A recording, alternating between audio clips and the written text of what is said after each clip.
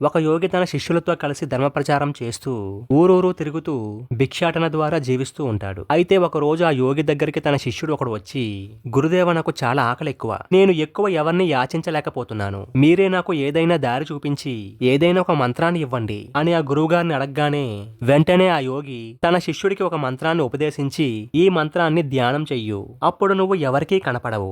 ఏ వస్తువునైనా నువ్వు ఈ మాయా రూపంలో తీసుకుని వెళ్లి వరమిస్తున్నాను. కానీ నువ్వు ఈ మంత్రాన్ని అత్యవసర పరిస్థితుల్లో మాత్రమే, అదే కూడా భోజనం కోసం మాత్రమే ఉపయోగించాలి.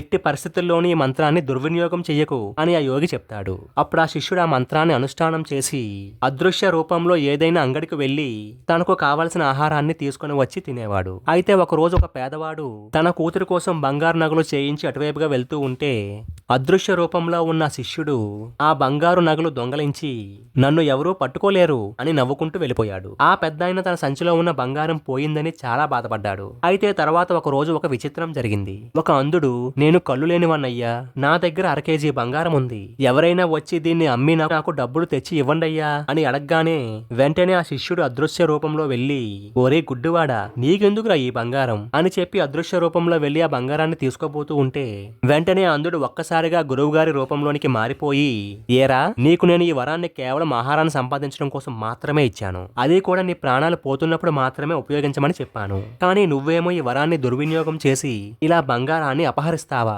ఇక నీకు ఎక్కడా తిండి దొరకకుండా ఉండాలని శపిస్తున్నాను అని చెప్పగానే వెంటనే ఆ శిష్యుడు గురువుగారి కాళ్ళ మీద పడి, నన్ను క్షమించండి గురుదేవా, ఇంకెప్పుడు ఇలా చెయ్యను అని బ్రతిమలాడగానే అప్పుడు ఆ గురువు కనికరించి, సరే, ఒక్క ఆహారాన్ని మాత్రమే, నువ్వు వారంలో ఒక్కరోజు మాత్రమే అదృశ్య రూపంలో వెళ్లి ఆహారాన్ని తినే అవకాశాన్ని మాత్రమే ఇస్తున్నాను. ఆహారం కాకుండా నువ్వు ఏమి దొంగిలించినా ఈ మంత్రం పనిచేయదు, వెంటనే నువ్వు అందరికీ కనిపిస్తావు అని చెప్పి గురువు వెళ్ళిపోతాడు.